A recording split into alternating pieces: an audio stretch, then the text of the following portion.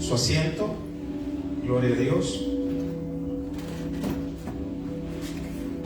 Esta es una escena, cuando la leemos en la palabra, donde vemos, hermano, donde Jesús hace un recorrido en la barca con sus discípulos.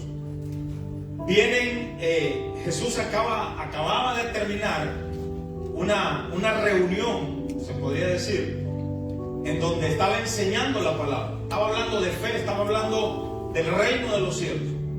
Y luego Jesús dice: pasemos al otro lado.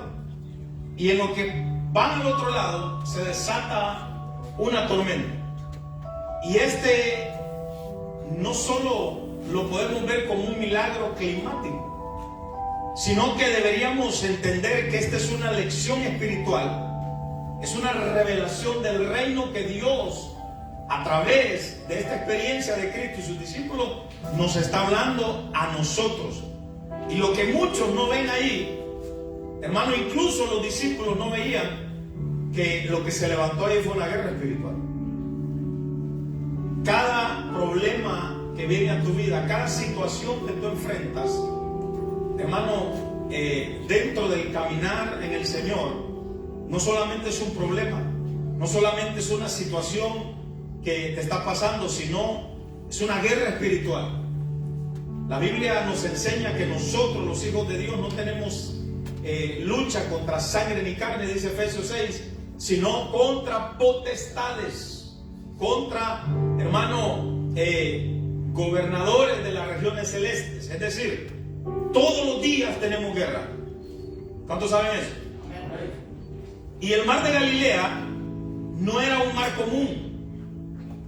En la Biblia aparece como mar, pero en realidad ese era un lago que en el hebreo se dice Kineret, pero tenía una particularidad muy peligrosa. Por eso lo hacía peligroso, porque este lago, hermano, estaba casi a 400 metros bajo el nivel del mar y le rodeaban unas montañas.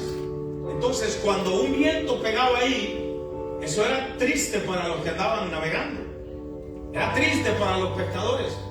Entonces surge una pregunta: ¿por qué hubo tormenta? Eso nos preguntamos nosotros. Pero la pregunta real debería de ser: ¿por qué estos hombres experimentados en pesca tuvieron miedo? Esa es la gran pregunta que todo el mundo se hace. Pero si eran pescadores, eran hombres que tenían experiencia de andar en el mar, en barcos. Entonces, en la Biblia, hermano, mire lo terrible de esto, lo impresionante es que en la Biblia, cuando usted lee la Biblia sobre el mar tiene muchos significados, el mar tiene muchos simbolismos. El mar representa caos, el mar representa fuerzas hostiles, el mar representa, hermano, una fuerza incontrolable. Entonces, cuando vamos al original hebreo y cuando estudiamos el comportamiento quizás del pensamiento hebreo, de los hebreos del siglo I, ellos pensaban, hermano, que el mar no era natural, porque el mar representaba todo eso: caos, fuerza, desorden, fuerza indomable, oposición a lo divino. Eso representaba el mar para ellos, oposición a lo divino. Quiere decir que cuando Jesús iba en la barca con los discípulos, tenían una fuerte oposición. Y en la Biblia, hermano, nos enseña, fíjese, en la Biblia encontramos algo que nunca lo habíamos visto de esa manera, pienso yo. Yo digo porque cuando yo lo leí, y yo lo leí en la versión esta de la Biblia Kadosh, o la Biblia textual tercera edición también, casi dice lo mismo. Dice el Salmo 89, verso 9, dice: tú dominas la soberbia del mar cuando se escrespan sus olas, tú las calmas. Es decir, quiere decir, hermano, que el mar tiene soberbia. Ahora imagínese usted por qué los discípulos estaban tan amedrentados. Porque no era fácil estar en el mar. Hay mucha gente que dice, no, al mar hay que respetarlo. No, es que yo no sé si se le puede llamar respeto o qué, hermano, pero a mí me da miedo el mar. Yo no sé si a usted le da miedo. Hay quienes dicen, no, si yo ahí me crié, sí, pero en la orilla, hermano. En la orilla. Pescadores profesionales mueren en el mar. Hombres que toda su vida navegaron. Entonces quiere decir, hermano, que el mar tiene vida propia y que además nadie lo puede dominar excepto Dios. De ahí no hay una fuerza humana que lo pueda dominar al mar. Para un judío, hermano, el mar era un lugar de resistencia espiritual en el reino de los cielos. Isaías 57:20 dice: los impíos son como el mar agitado que no puede estarse quieto. Mire cómo compara la Biblia a los impíos. Cómo compara la Biblia a aquellos, hermano, que les gusta hacer el mal. Porque recuerde nuevamente, le digo, un impío no es una persona que no conoce a Dios. Un impío no es una persona que nunca ha conocido a Cristo. Un impío es una persona que un día conoció al Señor, pero de repente decidió volver atrás, a volver a hacer las cosas que antes hacía. Entonces la Biblia los compara como el mar, que no se pueden estar quietos. En las profecías del final de los tiempos, Juan vio las bestias que subían de donde cree, del mar. Apocalipsis capítulo 13 verso 1 dice: y del mar vi que subía una bestia que tenía 10 cuernos y 7 cabezas. Sobre sus cuernos habían 10 diademas y sobre sus cabezas un nombre blasfemo. ¿De dónde subía la bestia? Del mar. Juan dice también, hermano, que vio a la gente reunida como un mar. Pero esa gente que Juan habla no son los escogidos de Dios. Son las naciones que se van a levantar en contra de Dios. O sea, y podemos seguir hablando del mar, pero yo no quiero hablarles solo del mar, ¿verdad? Ahí de repente, si va a la playa, tenga cuidado con el mar. Acuérdese de este mensaje, ¿no? El pastor dice, no, yo no digo, la Biblia dice. Así que por la orillita ahí va. Entonces, mire, el mar puede llegar a representar tanto peligro, y la Biblia nos enseña que esa tormenta que se levantó en el mar es una guerra espiritual. Entonces nosotros pasamos guerras espirituales en nuestra vida. Los discípulos, después de observar un milagro sobrenatural, venían de estar con Jesús, de unos milagros, hermanos, donde comieron comida gratis, sobró, y luego deciden ir al otro lado y se encuentran con un fenómeno que les dio mucho miedo a ellos. Y la Biblia, hermano, nos dice que esta tormenta era tan fuerte que dice que casi se ahogaban. ¿Se imagina usted ese barco en una tormenta que casi se hunde? Entonces los discípulos tenían miedo. Vuelvo y le repito, los discípulos, hermanos, no eran turistas. Los discípulos no eran aprendices en ese tema.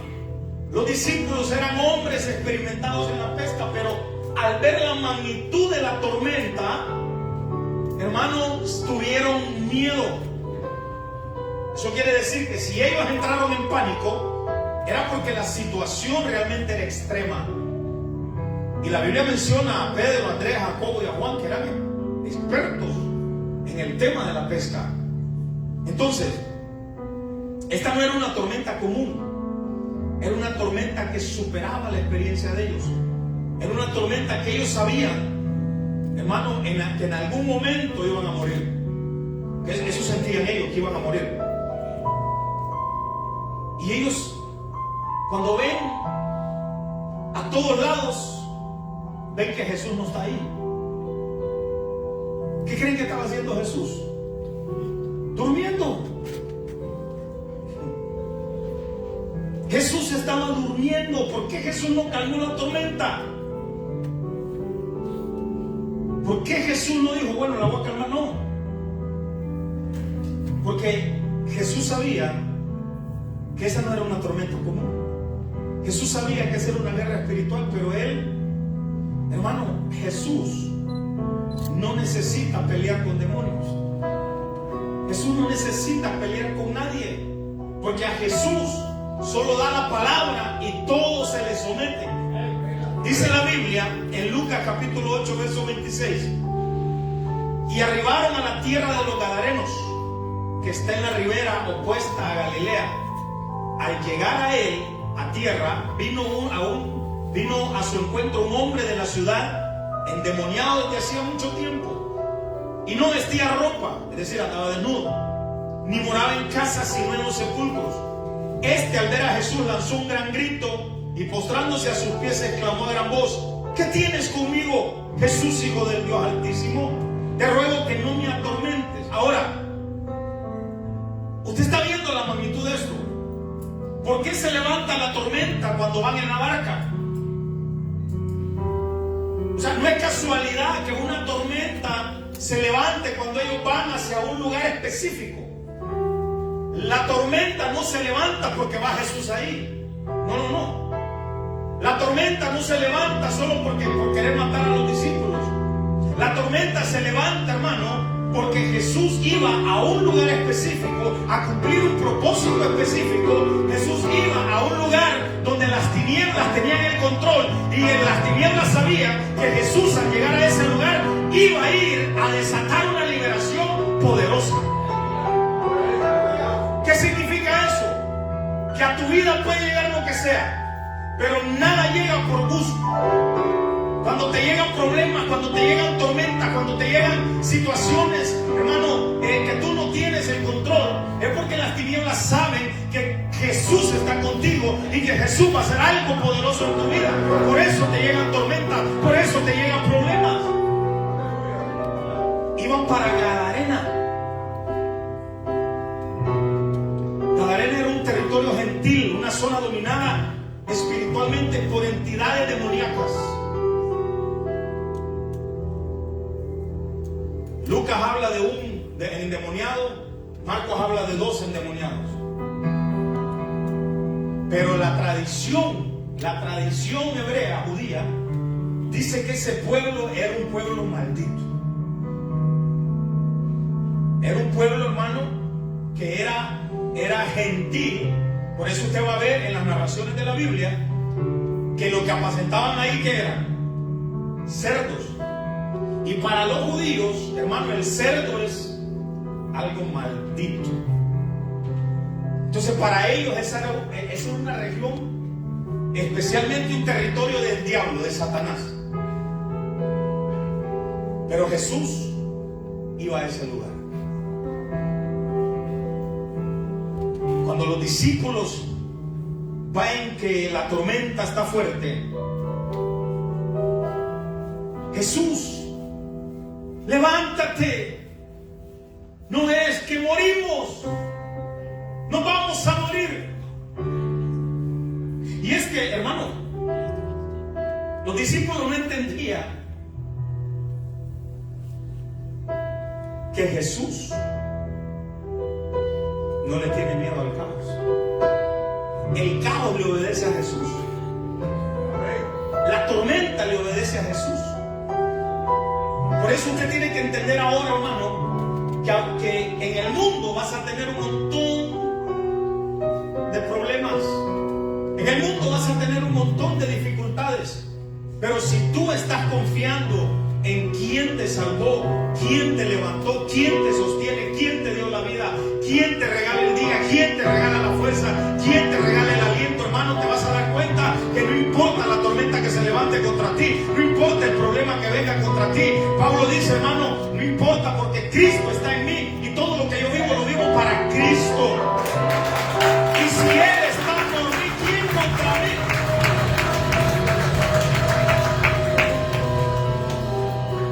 Y hermano, tiene que ser una palabra que nos tiene que llegar a nosotros al corazón.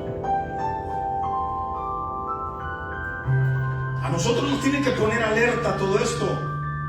¿Por qué?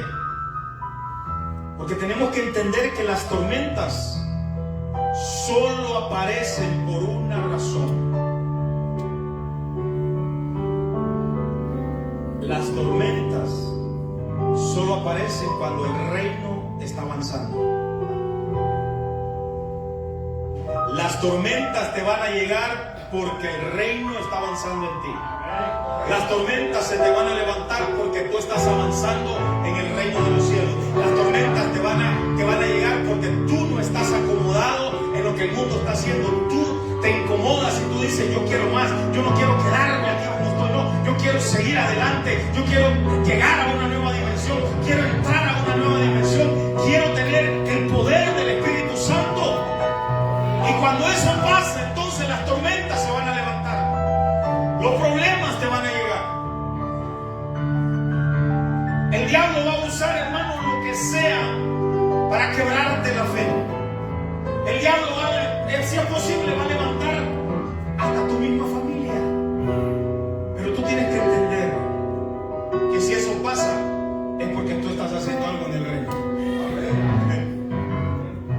Es que el diablo, hermano, el diablo no se mete con los que están acomodados. No, eso no. ¿Por qué la gente no habla de las prostitutas? ¿Por qué la gente no habla de la gente? Cada vez que tenemos nosotros vigilia y nos toca irnos para la casa, viera ese downtown, hermano. Un montón de gente. Y la gente no habla de ellos. La gente no habla de las prostitutas, no habla de los homosexuales. Porque el diablo ya los tiene. La gente va a hablar de aquel que está perseverando en el reino. La gente va a hablar de aquel que está parado en la brecha. La gente va a hablar de aquel que está caminando en el reino de los cielos. Y cuando eso sucede, hermano, las tormentas se van a levantar para destruirte. Pero no te preocupes, métete a lo más profundo de tu cuarto, porque ahí está el Señor. Dios no está dormido como los discípulos vieron a Jesús. No, Dios está esperando que tú llegues, que levantes tus manos y que le digas: Señor, perezco. Y Él no te va a dejar morir.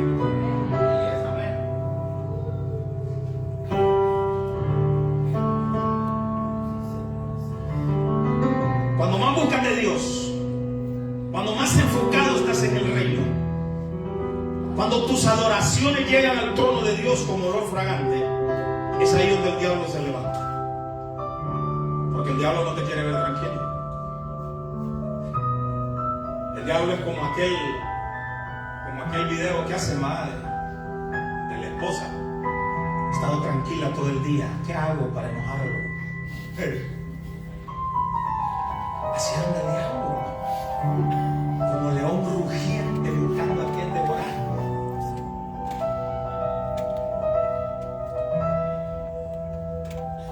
Cada vez que Jesús cruza una frontera espiritual, hay resistencia, hay oposición, hay caos, hay confrontación. Cada vez, escuchen lo que le voy a decir, cada vez que una bendición viene para su vida, vas a tener resistencia. Cada vez que tú decides avanzar más allá en el reino, vas a tener oposición. Y tenemos que tener cuidado. Tenemos que pararnos en la brecha y darnos cuenta, hermano, que esa lucha viene por algo a nuestra vida. No es casualidad. La tormenta es una barrera espiritual, no solo natural, es una señal del infierno. Escuchen, es una señal del infierno que te está diciendo que tú estás protegido por Dios. Es una señal del infierno que te está diciendo: la mano de Dios está sobre ti. Pero ¿qué crees? A mí el Señor me contrató para hacerte la vida imposible. Job, dice la Biblia que Dios miró a Job: ¿de dónde viene, Satanás? Vengo de rodear la tierra. ¿No has visto a mi siervo Job, siervo justo? Ustedes conocen la historia. Y el diablo le dice: tú lo tienes bien porque lo tienes rodeado. Él te alaba, Él te sirve porque lo tienes rodeado con bienes, con gente y con muchas cosas. Entonces, cada vez que tu bendición está cerca, cada vez que tú estás más bendecido que cada día anterior, entonces el diablo va y le dice: ¿sabes por qué está bendecido? ¿Sabes por qué te busca? ¿Sabes por qué está contento? Porque tú lo tienes rodeado. Quítale, vas a ver si no. Y entonces viene Dios y le dice: ok, tócale los bienes, pero no toques su alma.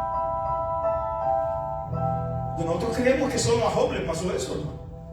No, todos los días peleamos con eso nosotros. Todos los días nos tenemos que enfrentar a eso.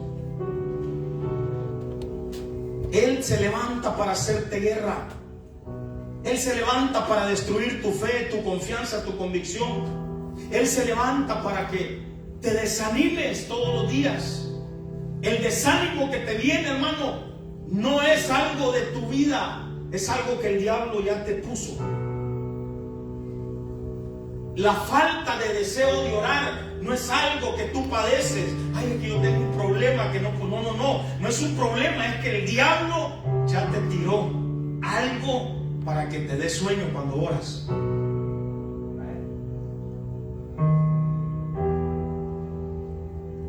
A nosotros nos han dicho, mire, le voy a decir algo que quiero que me lo tome con oídos circuncidados.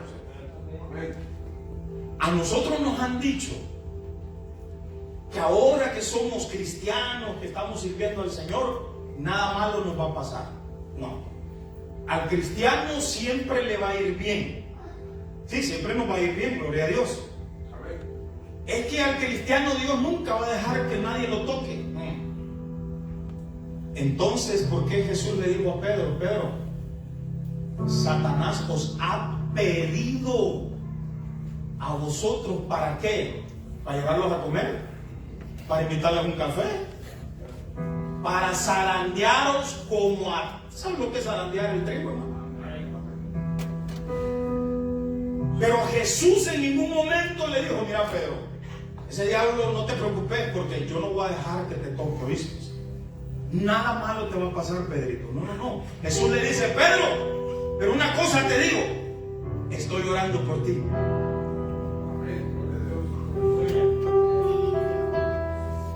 Estoy orando por ti, Pedro, para que no te falte ¿qué? La fe. Para que no te falte la fe. Y después de que el diablo te zarandee, vas a regresar, pero ya vas a venir más convertido, papá. Y vas a venir a convencer a tus hermanos. Vas a venir a afirmar a tus hermanos en la fe. O sea, Pedro, de repente te van a pagar una zarandeada. Pero hay cristianos que no quieren ser zarandeados. Les pega el aire con un pétalo de una flor y ya se quieren llorar.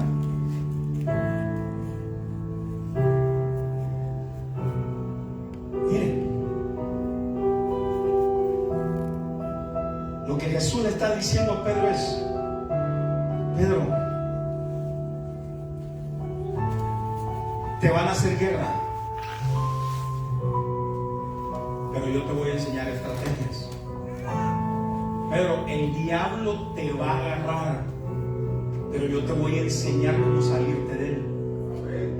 Pedro, el diablo te va a zarandear, pero yo te voy a enseñar a que permanezcas en mí.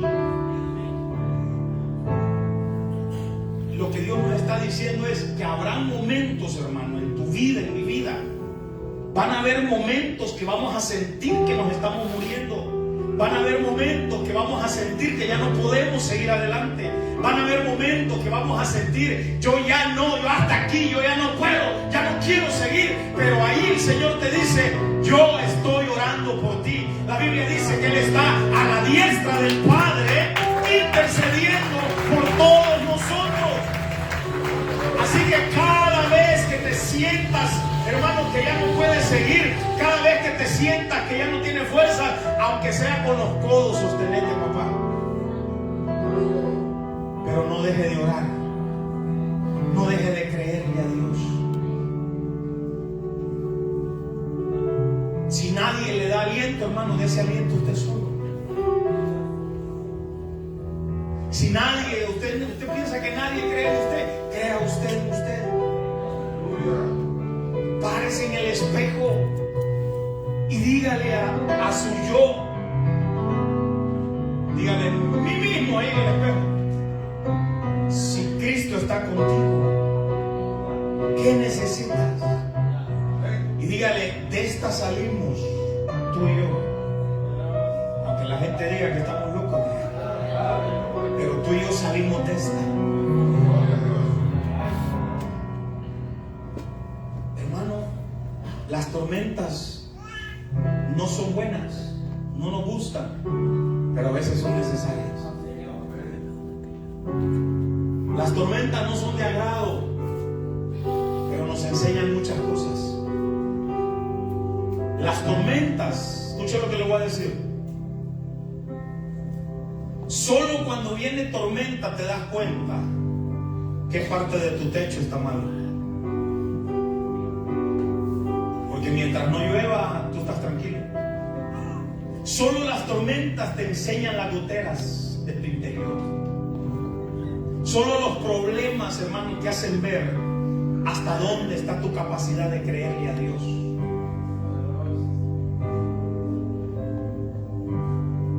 Jesús estaba dormido porque Jesús no pelea con el caos. Jesús no pierde tiempo en el caos. Y a veces nosotros queremos perder tiempo arreglando un montón de cosas. No. Invierte tu tiempo en creerle a Dios, en buscar su palabra, en llenarte de la presencia del Señor.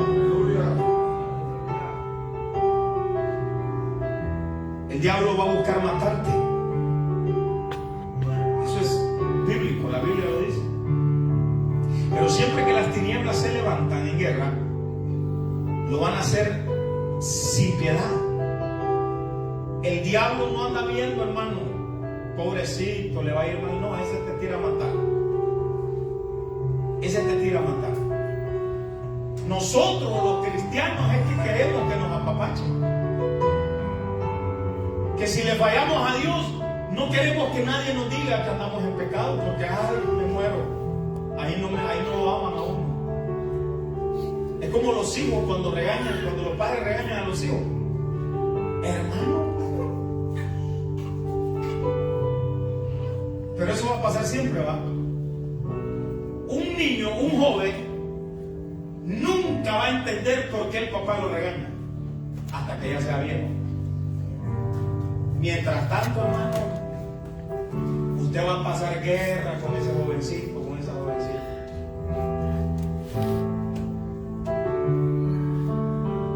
Yo como fui guerrero, hermano, mío.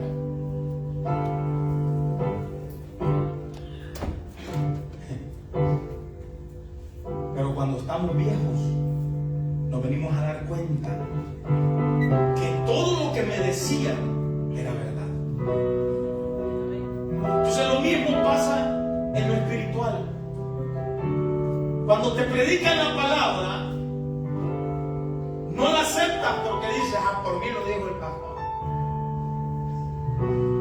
Pero cuando creces espiritualmente te vienes a dar cuenta que si nadie te hubiera enseñado, no estuvieras donde estás hoy. Por eso son buenas las tormentas, porque las tormentas nos enseñan.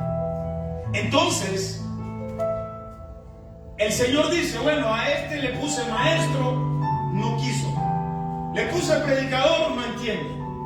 Le mandé un profeta, no me escucha. Entonces le voy a mandar una tormenta, porque en la tormenta va a aprender. Las tormentas nos enseñan. Los discípulos que querían morir literalmente. Dice Marcos 4:38, dice: maestro, ¿no te importa que nos muramos? Esa palabra que usan ahí los discípulos, lo que implica, hermano, es una guerra perdida. Ellos sentían que su guerra estaba perdida. Ellos sentían una muerte real. Ellos sabían que el barco en cualquier momento, la barca se iba a llenar. Ellos sabían que al llenarse la barca, hermano, el viento no iba a ceder tampoco.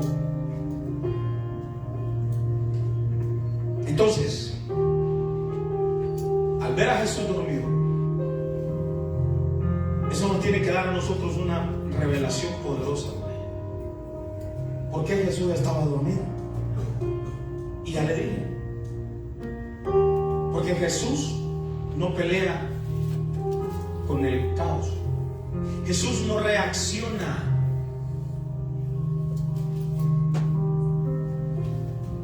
al desorden. Jesús nunca va a reaccionar al desorden. Jesús estaba dormido no porque no le importaba. Jesús sabía que no necesitaba usar la fuerza. Mire lo que dice Génesis capítulo 1, para que me entienda lo que le digo. Génesis 1:1 dice: en el principio creó Dios los cielos y la tierra, y la tierra estaba desordenada y vacía. Quiero que ponga atención. ¿Cómo estaba la tierra? ¿Dónde se movía el Espíritu de Dios?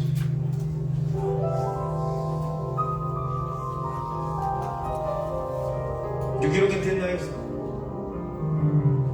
Hay cosas que Dios no te las va a venir a arreglar. Hay desórdenes en tu vida que Dios no te los va a arreglar. Escúcheme. Hay caos en tu vida que Dios no te los va a arreglar. En lo que te lo va a arreglar es cuando la palabra entre a tu corazón y empiece a dar fruto. Dice la palabra que el Espíritu de Dios se movía sobre las aguas. ¿Sabe cuándo el Señor empezó a ordenar todo? Cuando empezó a hablar y dijo: sepárense las aguas. Se separaron las aguas. Sepárese el agua de la tierra. Se separó el agua de la tierra. Entonces la palabra es la que te va a traer entendimiento. La palabra te va a traer, hermano, te va a alinear al orden de Dios. Y cuando a nosotros no nos alinea la palabra al orden de Dios, escuchen lo que le voy a decir. No es que Dios no sea poderoso, no es que el Espíritu Santo no lo pueda hacer. Sí lo puede hacer, pero le estoy 100% seguro que si la palabra que usted escucha no lo alinea al orden divino, el Espíritu Santo jamás le va a ordenar el caos a usted. Nunca. Por eso yo no entiendo, se lo voy a decir honestamente, yo no entiendo cuando alguien dice que habla en lengua, que tiene el Espíritu Santo, y vive en un desorden en su casa.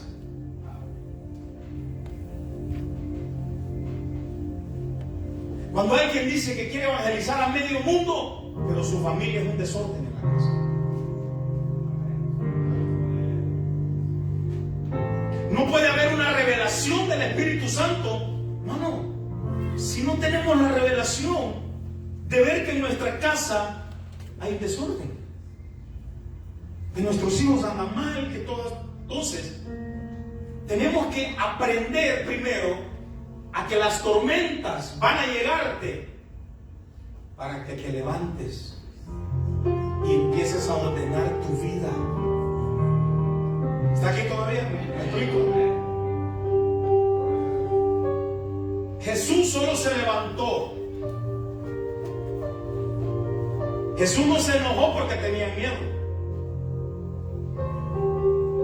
Jesús no se enojó porque tenía miedo de morirse. Jesús les dijo: ¿por qué dudan?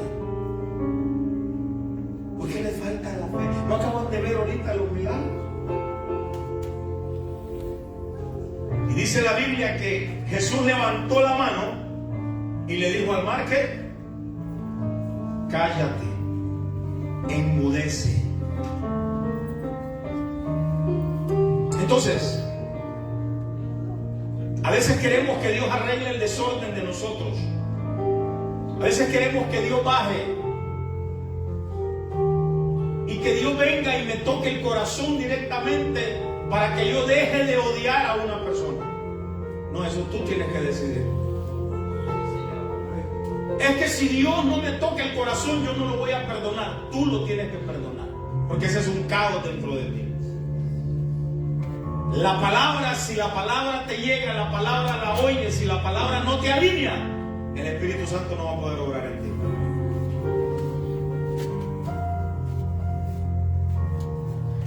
A veces las tormentas y los caos no están afuera, ¿no? A veces las tormentas están dentro de nosotros.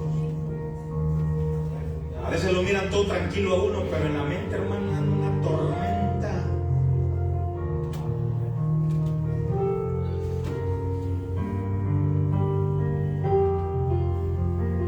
Jesús da la palabra, porque la palabra es la que ordena el desorden dentro de nosotros.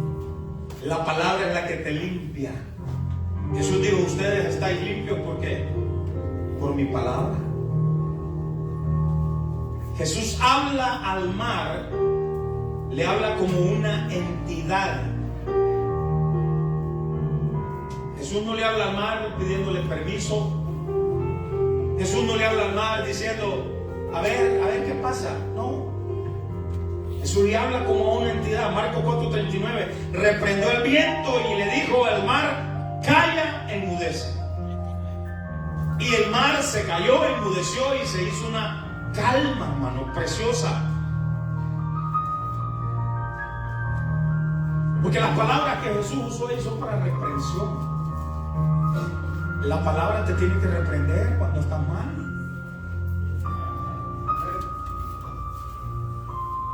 Charles Spurgeon se llama, el príncipe de los predicadores, digo una vez.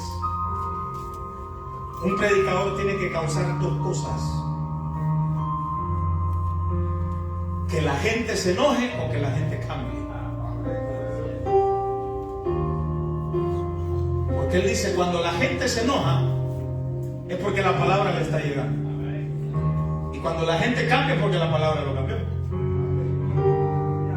Pero cuando alguien, hermano, ni lo cambia ni se enoja con la palabra, ¿qué pasa? Hay un caos dentro de nosotros. Jesús usa un lenguaje de autoridad espiritual.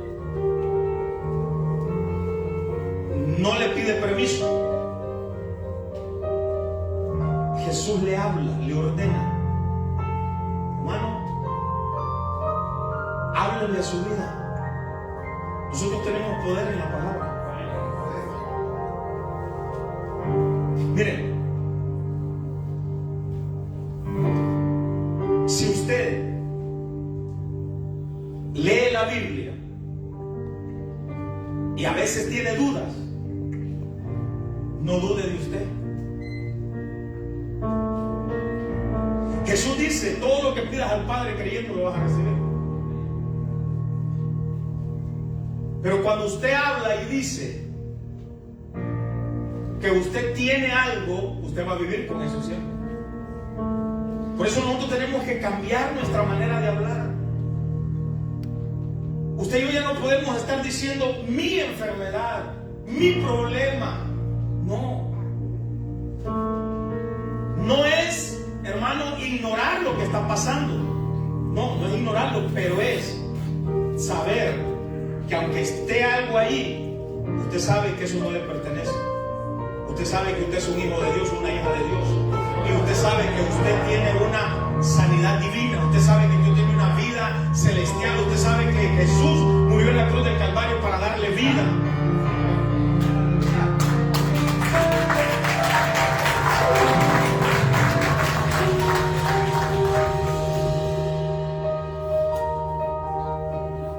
La palabra tiene poder. Y Dios nos dio esa autoridad a nosotros como sus hijos por la sangre de Cristo. Es más, fíjense, nosotros venimos con ese ADN desde pequeños, desde que nacemos. Hace tiempo miré una noticia que no sé en qué parte de este país pasó, pero fue a un lugar de esos del norte donde los lagos se congelan. Y andaban dos niños jugando. Y uno de ellos cayó al mar, al lago ese, porque se quebró el hielo. Y se lo llevó.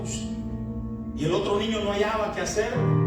Llamó al 911, pero no se apuraba. Entonces el niño agarró una piedra, el otro niño agarró una piedra, literalmente, y empezó a golpear el hielo, hermano, y empezó a golpearlo con una fuerza descomunal, hasta que lo quebró y sacó al amiguito. Cuando llegaron los rescatistas, hermanos, se preguntaron: ¿cómo es posible que este niño de 8 años haya quebrado este hielo? Porque ese hielo lo podía quebrar alguien con una herramienta especial. Y alguien le dijo al rescatista: porque no hubo nadie que le dijera que no podía. No sé si lo entendió usted, hermano. ¿Sabe cuál es el problema de nosotros? Que nosotros escuchamos más a la gente que dice que no vamos a poder, que a Dios, que dice que Él te da la fuerza, que Él te da el poder, que Él te da Él te da todo, hermano. Por eso Jesús les dijo a los discípulos: ¿por qué no tienen fe? ¿Por qué no tienen fe? Aunque Jesús sabía, hermano, que la tormenta era porque iban a liberar al Gadareno. Pero algo que el Señor nos está diciendo en esta noche es que tu palabra, dicha con autoridad, tiene poder donde quiera que vaya. Marcos 11:23. Porque de cierto os digo que cualquiera que dijera a este monte: quítate y échate en el mar, y no dudara en su corazón, si no creyere que será hecho lo que dice, lo que diga será hecho. Jesús no reprende a los discípulos por el miedo, lo reprende por la falta de fe. ¿Qué le da miedo a usted, hermano? ¿Qué le da miedo cuando un problema se le viene encima? ¿Qué le da miedo cuando una tormenta se desata? ¿Cuántos han manejado en tormentas aquí? Un montón de gente se para, se hace a la orilla. Y pregúntele: ¿por qué te haces a la orilla? Porque yo soy precavido. Está bien que sea precavido, pero el problema es que a veces esas tormentas solo duran 2-3 minutos. Y aunque no se ve nada, hermano, y de repente todo está despejado del otro lado. Pero la tormenta no te deja ver. Por eso Dios quiere que usted y yo seamos como las águilas. Porque cuando hay una tormenta, el águila no sale corriendo como los pollitos. El águila cruza la medio de la tormenta y se posa sobre la tormenta y puede ver a través de la tormenta. Cuando tú estás en Cristo, tú vas a poder ver a través de la tormenta, vas a poder ver la bendición que Dios tiene para ti. A través de la tormenta te vas a dar cuenta que no estás solo. A través de la tormenta te vas a dar cuenta, hermano, que al salir de esa tormenta vas a ser más fuerte todavía.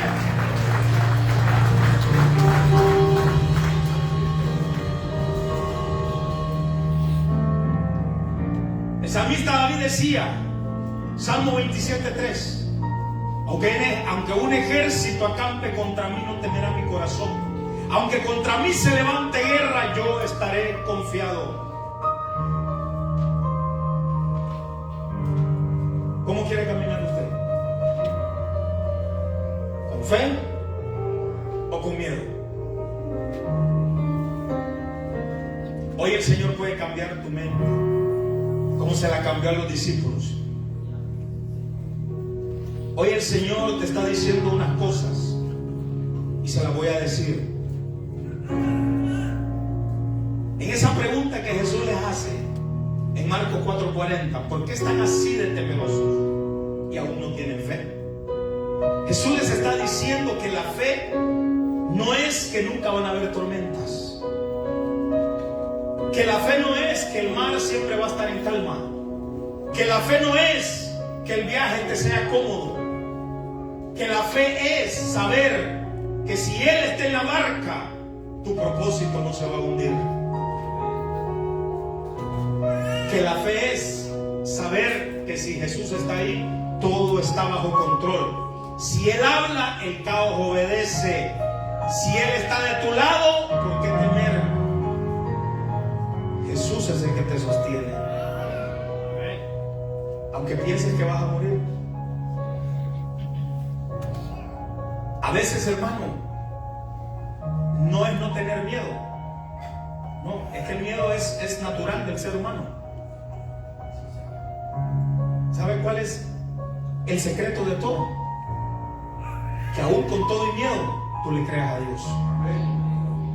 Aún con el miedo de morir, tú puedas decir, como dijo Pablo, si vivo, vivo para Cristo. Y si muero, muero para Cristo. Póngase de pie. Quizás estés pasando